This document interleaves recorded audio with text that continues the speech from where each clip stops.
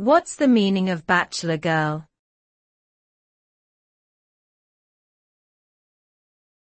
Bachelor girl.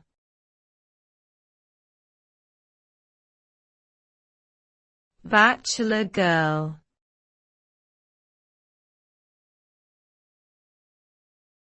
Bachelor girl.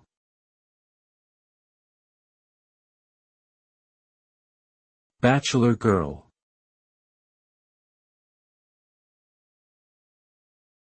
The term bachelor girl refers to an unmarried woman who is independent and self-sufficient.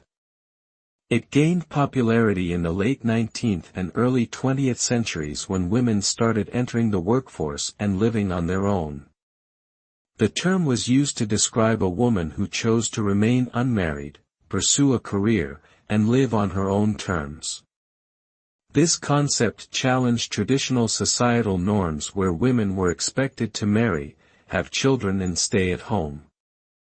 The term has evolved over time and is now considered outdated, but it remains a symbol of female empowerment and independence. Today, women have more opportunities and choices than ever before, and the concept of the bachelor girl has expanded to include all single women who pursue their goals with determination and courage.